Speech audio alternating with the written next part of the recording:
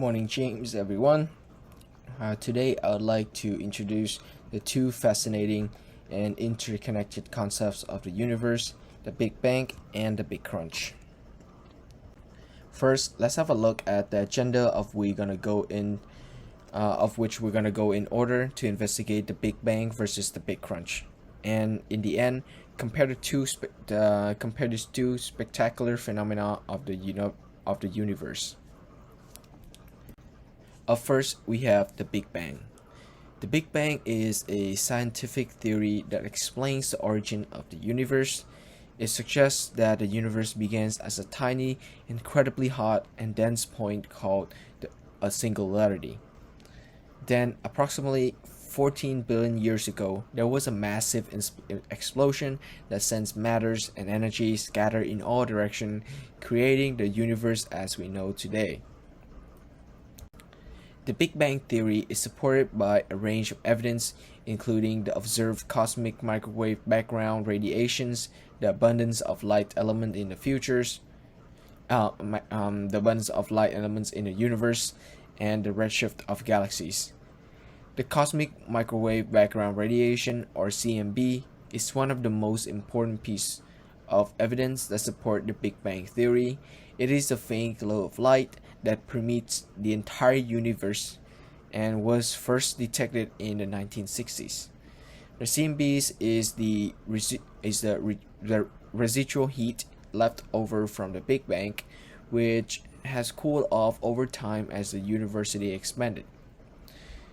Next, we have the abundance of light elements in the universe, such as hydrogen and helium.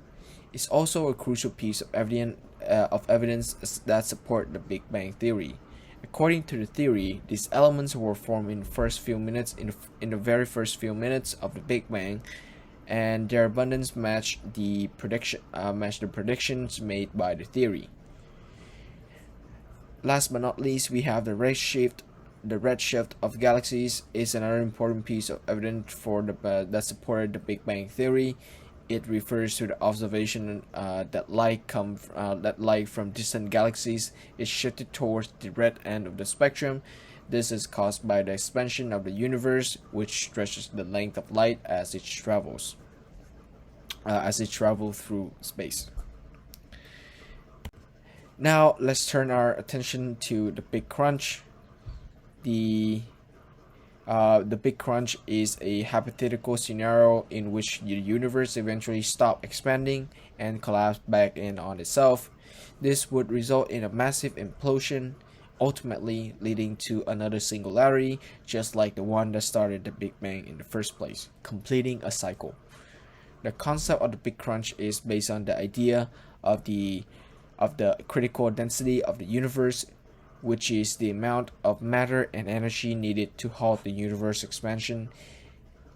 Once the universe has enough matter and energy, its gravitational pull will eventually overcome the outward expansion, and everything will come crashing back together. However, recent observations suggest that the universe may not have enough matter and energy to stop the expansions, and hence creating a Big Crunch. Instead, it appears that the universe will continue to expand indefinitely, eventually leading to a heat death in which all stars and galaxies have burned out and then left the universe all cold, dark, and empty. So, in conclusion, the Big Bang and Big Crunch are the two important concepts that help us understand the nature of our universe. While the Big Bang theory explains the origin of the universe, the Big Crunch represents a possible future in which the universe eventually collapses back on itself. Both concepts are supported by a range of evidence or a recent observation and researchers.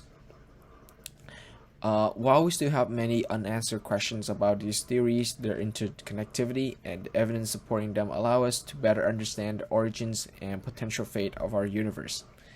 Thank you for tuning in, and now I will leave the ground for any possible questions. If you do, please email me and I will try my best to answer them. Thank you.